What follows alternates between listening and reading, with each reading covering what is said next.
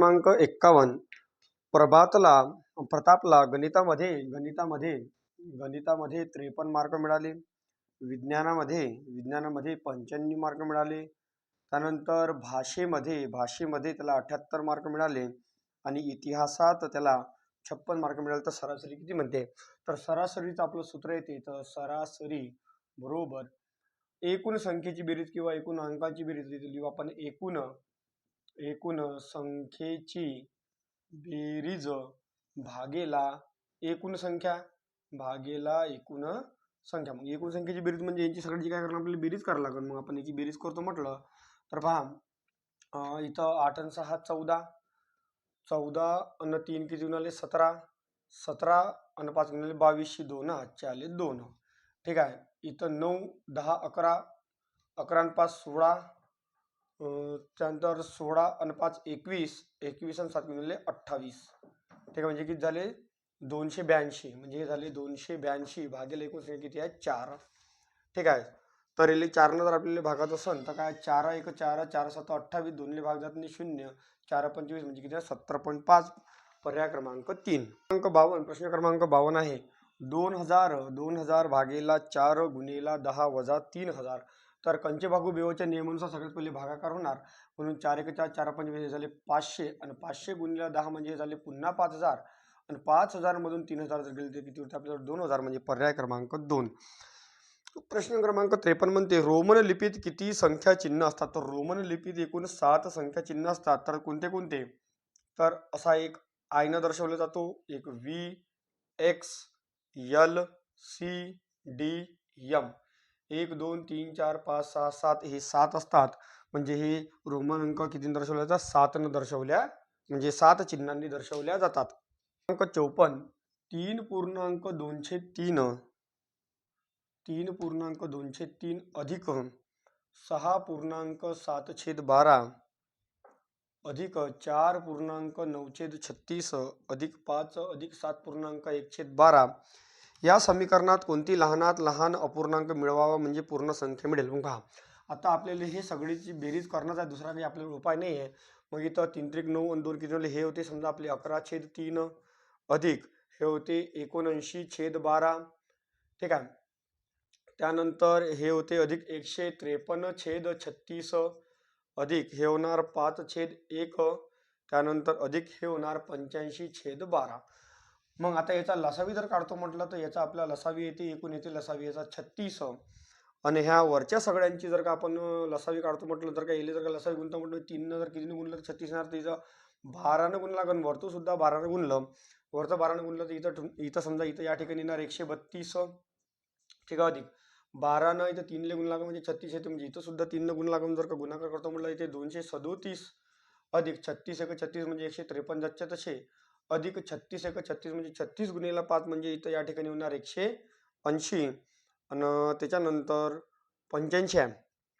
ठीक आहे. 85 दुनी 85 1 87 85 12 1 12 12 ते 36 म्हणजे 3 5 15 5 हात चालला 1. ठीक आहे. आणि 8 त्रिक 24 आणि 1 25 म्हणजे 255. ठीक आहे. भागेला किती होणार या ठिकाणी 36. आणि ह्या सगळ्याची जर का आपण बेरीज करतो म्हटलं तर 957 भागेला किती होते 36. 957 भागेला 36. आता या 957 मध्ये लहानात लहान कोणता जर तुम्हाला पूर्णांक जर मिळवायचा असेल तर पर्यायापैकी तो मिळवावा लागते 5/12. आणि हे मिळून जर का आपण बेरीज करतो म्हटलं तर पूर्ण काय ते अपूर्णांक काय भेटते आपले, पूर्ण एक भेटते 27 ही संख्या भेटते, म्हणजे एक पूर्ण संख्या भेटते. म्हणजे पर्याय क्रमांक येणार 3. 48 किलोमीटर प्रति तास या किलोमीटरचे अंतर प्रवाहाच्या दिशेने 8 तासात पार करतो. जर त्या तितक्याच अंतराला परतण्यासाठी 12 तास लावतो. प्रवाहाची दिशा इथं लिहायचे मनात संत पाण्यातील वेग किंवा संत पाण्याचा वेग इथं लिहायला लागेल आपल्याला. संत पाण्याचा वेग इकडे लिहायचं विरुद्ध वेग, इकडे लिहायला लागेल आपल्याला विरुद्ध, इकडे लिहायला लागेल प्रवाहाचा वेग. पहा आता काय म्हणते 48 किलोमीटर 8 तासात म्हणजे 48 किलोमीटर 8 तासात म्हणजे 8 सखम 48 म्हणजे किती झाले 6. ठीक आहे. हा प्रवाहाच्या दिशेने, हा कसा चालला प्रवाहाच्या दिशेने 6 किलोमीटर प्रति तास चालला. आणि प्रवाहाच्या विरुद्ध दिशेने 48 किलोमीटर 12 तास म्हणजे 12 चुकीत झाले. इथं 48 म्हणजे विरुद्ध दिशेने 4. ह्या दोघांची करायची बेरीज, ह्या दोघांची करायची इथं वजाबाकी करावी लागते.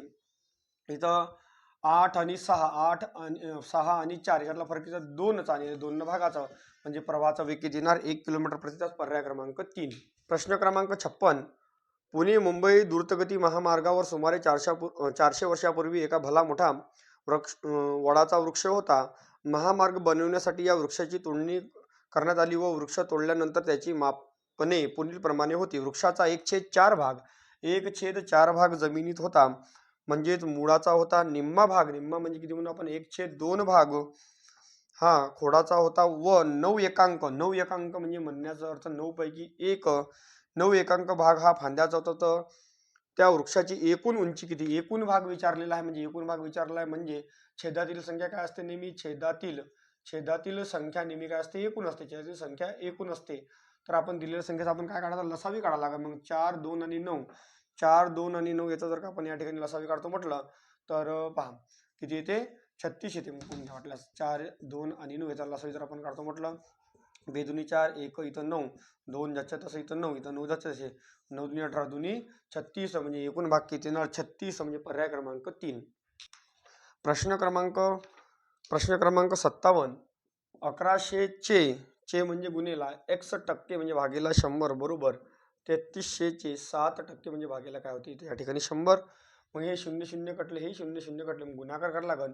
11 गुणिला x म्हणजे 11x तिथं 33 गुणिला 7 11 त्रिक किती होते 33 x बरोबर 7 त्रिक किती होणार 21. पर्याय क्रमांक 3. 59 800 मीटर लांबीची ताशी 72 किलोमीटर वेगाने जाणाऱ्या एका आगगाडीला विजेचा खांब किती वेळात ओलांडेल. पहा आता रेल्वेची जी या ठिकाणी लांबी आहे रेल्वेची लांबी आहे 800 मीटर दिलेली आहे. त्यानंतर या ठिकाणी वेग दिलेला आहे 72 किलोमीटर प्रति तास. तर किती वेळात ओलांडेल म्हणजे आपल्याला वेळ विचारलेला आहे. मग आपलं सूत्र बनते तर इथं सूत्र येते लांबी बरोबर यस गुणेला टी म्हणजे लांबी बरोबर वेग गुणेला काय ते वेळ. लांबी आहे 800 मीटर आणि वेग आहे किलोमीटर प्रति तास म्हणजे 72 किलोमीटर प्रति तास मीटर पर सेकंद रूपांतर करत असन तर 10 ते 36 ने गुणाचा टाइम म्हणजे माहिती म्हणजे टी दच्या तसे 36 दुनी 72 20 2 गुणिले 10 म्हणजे होती 20 म्हणजे 800 भागेला 20 बरोबर होणार टी 0 0 कटलं म्हणजे किती येणार 40 सेकंदात पार करणार. पर्याय क्रमांक 2 40. क्रमांक 60 प्रश्न क्रमांक 60 3 23 5 असं दिलेलं आहे. इथं 4 39 7 असं दिलेलं आहे. 5 प्रश्नार्थ चिन्ह 6 असं दिलेलं आहे. मग आता इथं काय केलं आहे एक वेळा गुणाकार केला 5 त्रिक 15 आणि एक वेळा बेरीज केली आहे 8 म्हणजे 15 आणि 18 किती 23. इथे त्याचप्रमाणे 7 चौक किती आले 28 आणि इथं 7 आणि 4 11 याची बेरीज करतो म्हणजे 39. ह्याचप्रमाणे हे 6 पंच 30 आणि 6 आणि 11 किती 41 म्हणजे पर्याय क्रमांक 3. क्रमांक 61 प्रश्न क्रमांक 61 2x अधिक 1 भागेला 3x अधिक 5 बरोबर 11/20 आहे. तर x ची किंमत काय आता तिरपा गुणाकार करायला लागेल. या ठिकाणी आपल्याला याचा गुणाकार याच्यासोबत म्हणजे 2x अधिक 1 गुणेला 20 बरोबर 3x अधिक 5 गुणेला होणार 11. मग पहा ह्या कंसाच्या बाहेरची संख्या कंसातल्या प्रत्येक संख्येसोबत गुणाकार असते. 20 गुणेला 2 म्हणजे होणार इथं या ठिकाणी 40x अधिक 20 बरोबर 11 त्रिक 33x अधिक 11 5 55.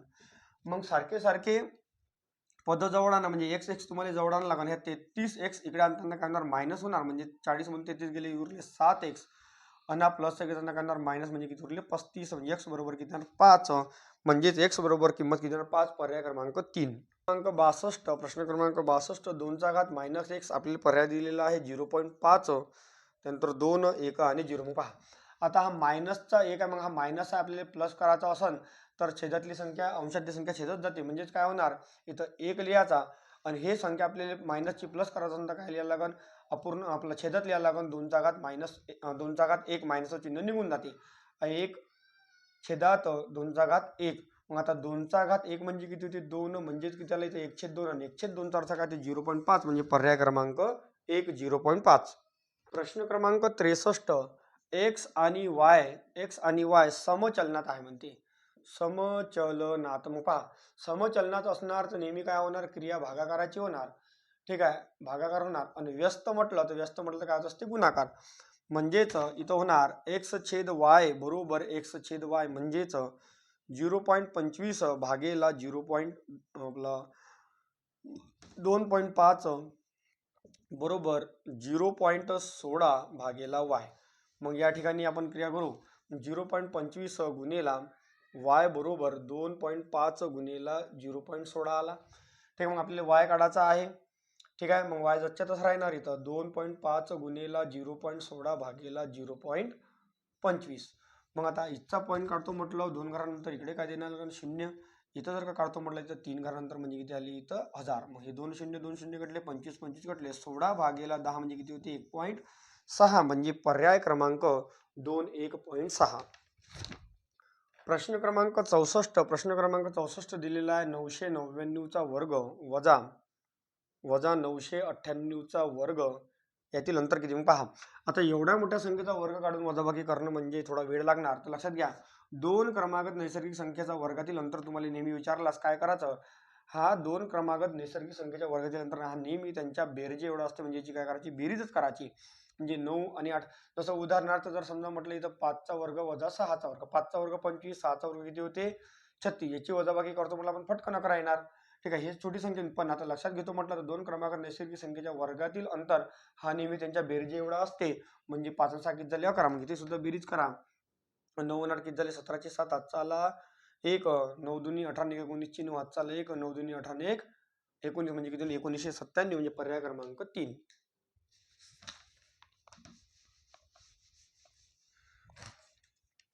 प्रश्न क्रमांक 65. एक काटकोन त्रिकोणाबद्दल योग्य विधान निवडा म्हणते. त्या त्रिकोणाचा एक कोन काटकोन, उरलेले कोन लघुकोन असतात. बरोबर आहे, एक कोन काटकोन असतो. एक कोन काटकोन म्हणजे हा 90चा कोन असते, आणि लघुकोन म्हणजे हे कितीचे असते 45चे असते. त्यानंतर समद्विभुज किंवा विषमभुज त्रिकोण असू शकते. समद्विभुज म्हणजे कशा, त्याच्या दोन्ही बाजू कशा असणार म्हणते वेगळ्या. समद्विभुज म्हणजे कसा, दोन बाजू समान एक वेगळ्या असू शकते. बरोबर आहे. किंवा विषमभुज म्हटलं म्हणजे तिन्ही बाजू वेगवेगळ्या असू शकते, पण याची बेरीज 180 येणार. त्यानंतर कर्णाच्या समोरील बाजू हे 90 पेक्षा कमी असते. हा असते कर्ण, हा असते कर्ण, हा काय असते कर्ण. याच्या समोरील बाजू 90 पेक्षा कमी नसते. हे कधी असते, नेहमी 90च असते. म्हणून पर्याय क्रमांक काय येणार 3 चुकीचा येणार.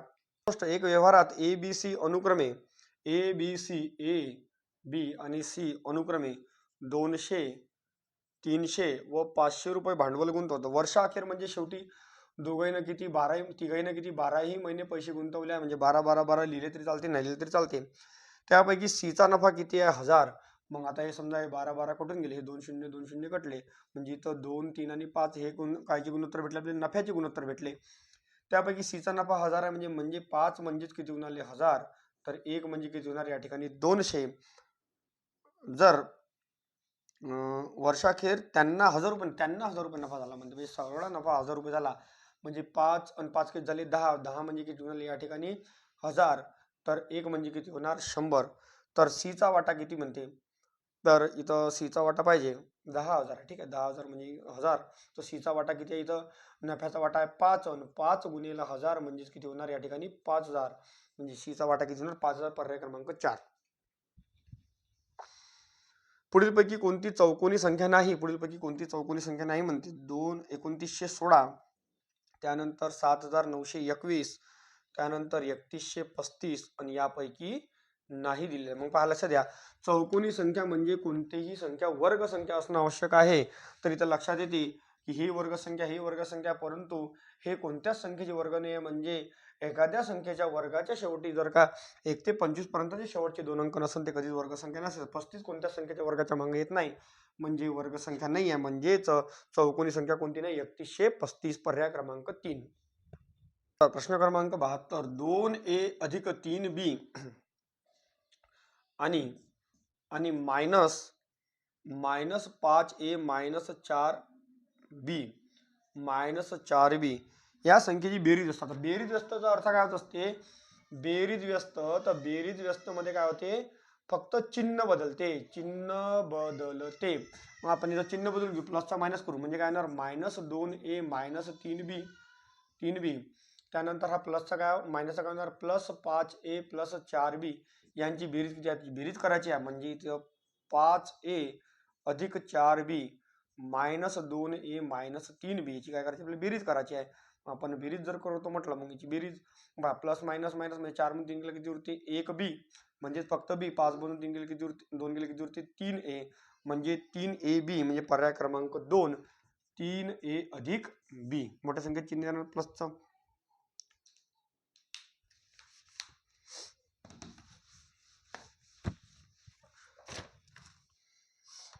प्रश्न क्रमांक 73 म्हणते ए बरोबर किती आहे 3, बी बरोबर आहे 4, सी बरोबर आहे 5, तर वाय बरोबर किती? ए 2 येते, 2 मध्ये ए 1 येते, 1 मध्ये 2 प्लस 3 आले. बी 2 येते, 2 मध्ये 2 प्लस केले 4 झाले. सी किती 3 मध्ये 2 केले प्लस 5 आले. वाय 25 प्लस 2 किती होणार? या ठिकाणी 27. त्यानंतर प्रश्न क्रमांक 74 म्हणते स्टंप, त्यानंतर बॅट, त्यानंतर बॉलर आणि त्यानंतर म्हणते रेफरी. आता स्टंप, बॅट आणि बॉलर हे सगळे क्रिकेटचे आहे. रेफरी हा शब्द फुटबॉलशी संबंधित येते, म्हणून याच्याशी संबंधित नाही आहे, म्हणून पर्याय क्रमांक 4 वेगळा. प्रश्न क्रमांक 75 ए बी सी तिघांपैकी कोणीतरी खात्रीने कुंपणाची भिंत पाडण्याचा गुन्हा केला आहे. चौकशी करताना यांच्याकडून उत्तरे मिळाले. ए म्हणतो बीने कुंपण पाडले मी पाहिले. बी म्हणतो एने कुंपण पाडताना मी प्रत्यक्ष पाहिले. आणि सी म्हणतो बीने कुंपण पाहताना मी पाहिले. हे तिघे कधीच खरे बोलत नाही. म्हणजे पहा, ए म्हणतो बीने पाहिले, त्यानंतर काय म्हणते बी म्हणतो एने पाहिले, त्यानंतर सी म्हणतो बीने पाहिले. हे तिघे कधीच खरे बोलत नाही. तर इथं असं लक्षात येते का एनं बीचं नाव घेतलं, बीनं एचं नाव घेतलं म्हणजे हा खरा बोलत नाही, म्हणजे हा खोटा बोलणारा असं. बी म्हणणाला एनं पाहिले म्हणजे हाही खोटा बोलणारा असं, म्हणजे बी आणि एनं पाडले नाही. परंतु सी काय म्हणते बी म्हणजे इथं कुंपण पाहताना कोणाला पाहिलं नाही म्हणते, सीले पाहिलं नाही, म्हणून इथं कुंपण कोणं पाडलं असं, सीनं पाडलं असं, म्हणजे पर्याय क्रमांक 2. कारण की इथं सीले कुंपण पाहताना कोणच पाहिलं नाही आहे आणि एले पाहिलेलं आहे. आणि हे कसे बोलते? खोटे बोलते. म्हणजे बीने पाडलं नाही, एने पाडलं नाही, बीने पाडले, होते कोणतीकच जण, म्हणजे कोण पाडलं कुंपण? सीनं पाडलं. पर्याय क्रमांक 3. एक शर्ट वाढायला 10 मिनिटं लागतात. एक शर्ट वाढायला 10 मिनिटं लागतात, तर 5 शर्ट वाढायला किती मिनिटं लागणार? सहज गोष्ट आहे. एक शर्ट वाढायला 10 मिनिटं, तर 5 शर्ट वाढायला 10 मिनिटं. 50 शर्ट वाढायला म्हटलं तर किती मिनिटं लागणार? 10 मिनिटं लागणार. 1000 शर्ट वाढायला म्हटलं किती मिनिटं लागणार? 10 मिनिटं लागणार. त्यानंतर 67 टिंब टिंब टिंब असं 78 दिलेलं आहे. तर चिन्ह कोणतं येणार? तर चिन्ह म्हणजे हे चिन्ह कोणते? त्याच्यापैकी संख्या दिलेली आहे. म्हणजे पहा, हे बरोबर, म्हणजे बरोबर चिन्ह दिलं, दोन्ही संख्या समान आहे, बरोबर आहे, याचा अर्थ असा नाही, चुकीचा आहे. त्यानंतर हे जर का आपण चिन्ह देतो म्हटलं तर इकडची बाजू काय दर्शवते? हे इकडची बाजू दर्शवते. तर बा इकडची संख्या मोठी आहे, परंतु नाही, हे तर याच्यापेक्षा लहान आहे, म्हणून हे पण चिन्ह येणार नाही. मग हे चिन्ह देतो म्हटलं तर हे संख्या काय इकडची मोठी, म्हणजे पर्याय क्रमांक 3. एक घड्याळ एका तासाला 5 मिनिटं पुढे जाते, तर एका दिवसानंतर घड्याळ किती मिनिटं पुढे जाणार? पहा, म्हणजे 1 तासात किती मिनिटं पुढे चालली? 5 मिनिटं पुढे चालली. तर एका दिवसात तास किती असते? 24 तासात किती मिनिटं पुढे जाणार? 5 गुणिले 24, 5 गुणिले 24 म्हणजे किती मिनिटं पुढे जाणार? 120 मिनिटं पुढं जाणार. पुढचा प्रश्न क्रमांक 83 घनाच्या एका बाजूची परिमिती 40 सेंटीमीटर आहे, तर घनाचे घनफळ किती? मग पहा, सूत्र येते घनाची परिमिती बरोबर 4 गुणिले काय होते? बाजू. मग घनाची परिमिती किती दिलेली आहे? 40 दिलेली आहे, म्हणजे 40 बरोबर 4 गुणिले काय होणार? बाजू. म्हणजे 4 10 40, म्हणजे बाजू किती भेटली आपल्याला? 10. तर आता काय म्हणते? घनाचे घनफळ. आता घनाचे घनफळ बरोबर किती होते? घनाचे घनफळ बरोबर काय होते? इथं बाजूचा घन म्हणजे काय? 10चा घन. 10चा घन किती होते? 1000. म्हणजे पर्याय क्रमांक 2 1000 घन सेंटीमीटर. प्रश्न क्रमांक 86 6 मित्र वर्तुळाकार बैठकीमध्ये एकमेकांकडे तोंड करून बसून कानात कुजबूज करण्यास खेळ खेळतात.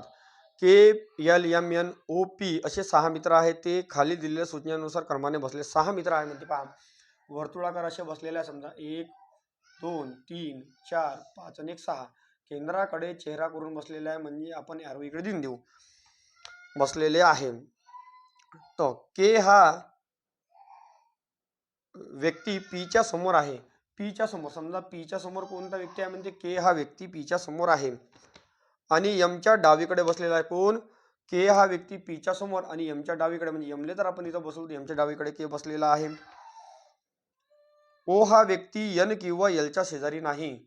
ओ जो व्यक्ती आहे एन किंवा एलच्या शेजारी नाही. ओ जो हा व्यक्ती आहे एन किंवा एलच्या शेजारी नाही. पुढे पाहू, ठीक आहे. एल हा व्यक्ती केच्या शेजारी सुद्धा नाही.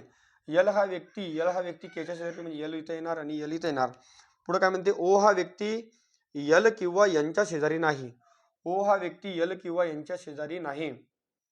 म्हणजेच जर समजा आपण ओले इथं काढलं तर एल इथं काढता येणार नाही. आणि ओ हा व्यक्ती एल किंवा एनच्या शेजारी नाही आहे म्हणते. म्हणजे 1 2 3 4 5 6 मित्र बसलेले आहे. ओ हा व्यक्ती एल किंवा एनच्या शेजारी नाही. ठीक आहे. पुढं जर म्हटलं, जर यल हा व्यक्ती स्वतःच्या डावीकडे असणाऱ्या व्यक्तीच्या कानात, एक मिनिट पुढं बैठक बसावं लागेल. के हा पीच्या समोर बसलेला आहे आणि यमच्या डावीकडे के हा पीच्या समोर आणि यमच्या डावीकडे बसलेला आहे. ओ हा व्यक्ती यन किंवा यलच्या शेजारी नाही. आता ओ जो हा व्यक्ती आहे, हा समजा आपण ओले इथं बसवलं तर ओ हा व्यक्ती यन किंवा यलच्या शेजारी नाही. यल हा केच्या शेजारी नाही, यल हा केच्या शेजारी नाही आणि ओ हा यांच्या शेजारी नाही, म्हणजे यन कुठे येणार, इथं येणार. जर यल हा व्यक्ती स्वतःच्या डावीकडे, यल हा हे बाजू झाली याची उजवी, ने झाली डावीकडे, जर कानात सर्वप्रथम कुजबूज करत असेल तर पहिल्या फेरीच्या शेवटी कोणात कानात कुजबूज करण्याची संधी मिळणार नाही. म्हणजे इकडून जर का सुरुवात केली, हा पीच्या कानात बोलून हा ओच्या, यमच्या, यलच्या, यनच्या, मग शेवटी हा आला, म्हणजे येले संधी भेटणार नाही. म्हणजे काय येणार, पर्याय क्रमांक 2 यन. प्रश्न क्रमांक 88.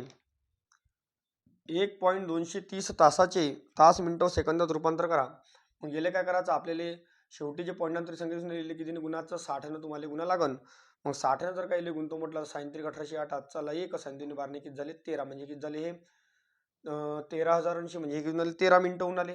ठीक आहे. मग ह्या 80ले पुन्हा 60 गुणाकार, 80 गुणिले 60 8 सकम 48, म्हणजेच 1 वाजून 13 मिनिटं 48 सेकंद. पर्याय क्रमांक 2.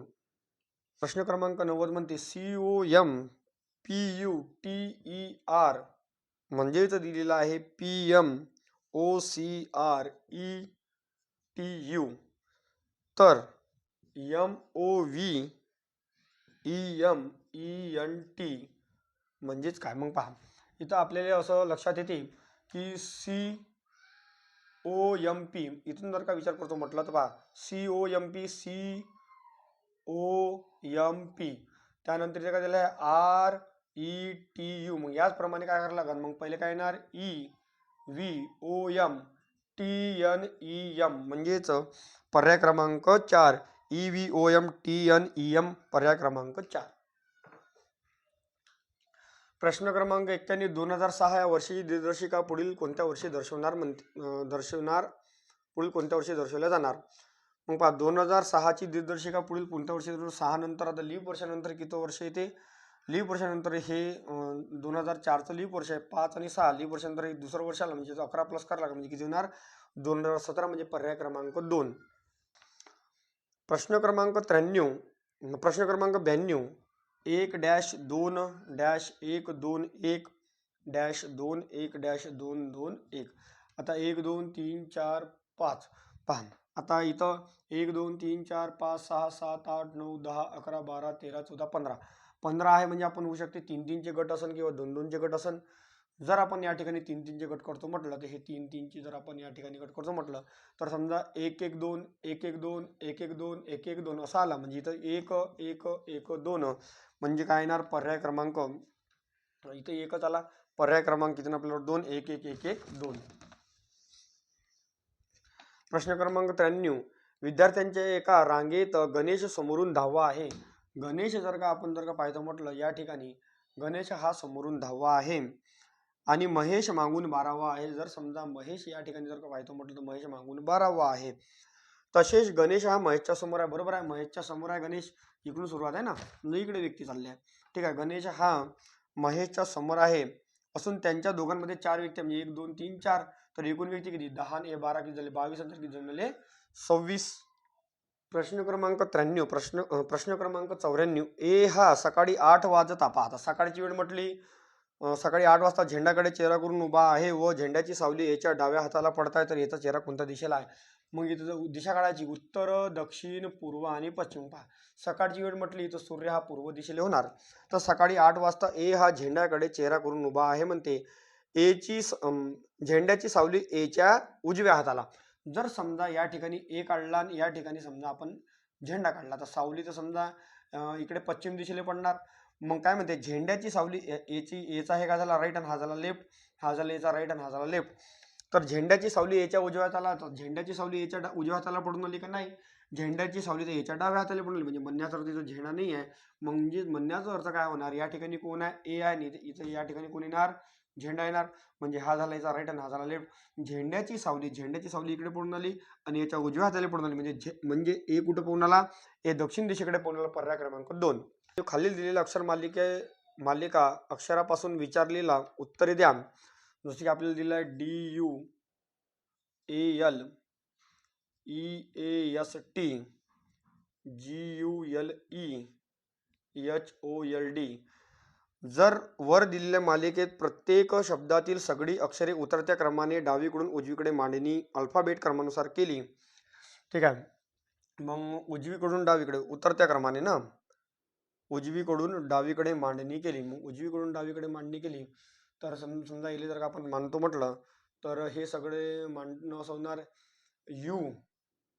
ULDA. मग इथं ABCD ST TSAEA. इथं काय येणार, EA उतरता क्रम होणार ना, म्हणजे मग त्यानंतर काय येणार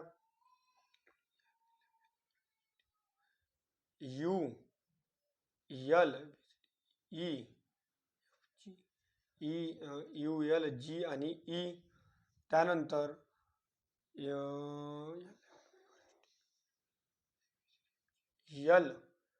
MNO. पहिले काय येणार OLH आणि D. ठीक आहे. मांडणी केली व अल्फाबेट मांडणी केल्यानंतर नवीन मालिकेत चौथा क्रम कोणता येणार.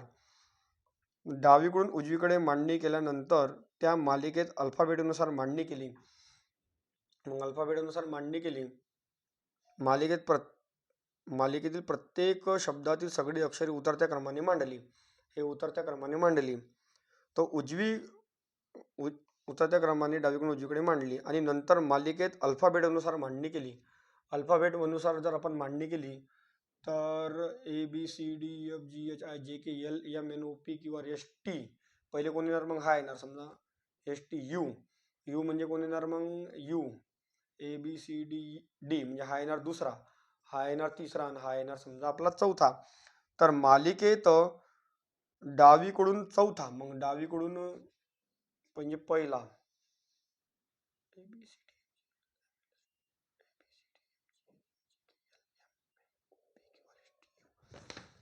नाही एक मिनिट.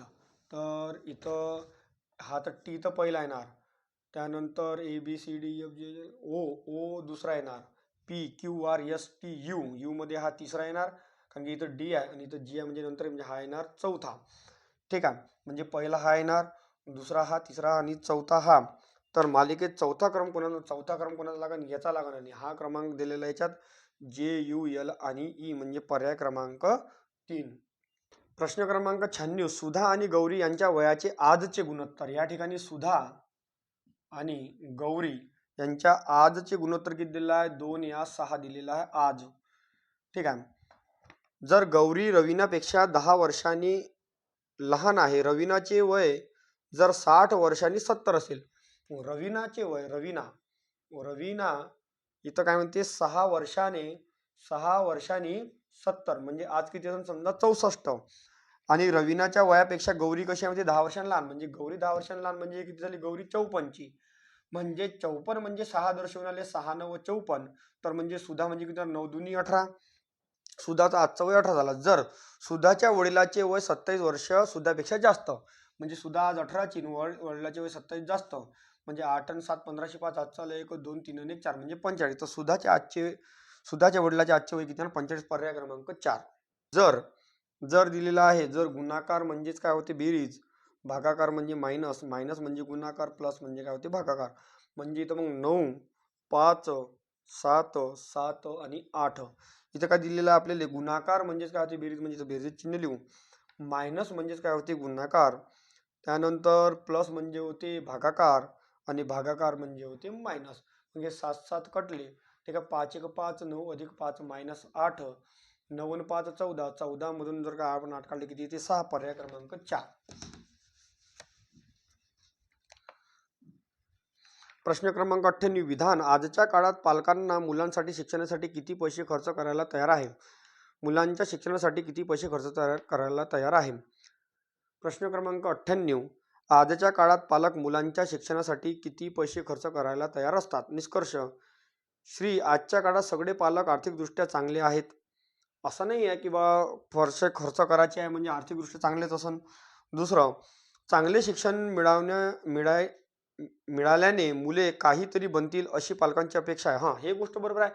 मग चांगले शिक्षण भेटले पाहिजे म्हणून मुलांची अपेक्षा असते, आपल्या वडिलांची अपेक्षा असते का बा मुलांना चांगलं शिक्षण भेटलं पाहिजे. परंतु प्रत्येकाची परिस्थिती चांगली असेल असं नाही आहे.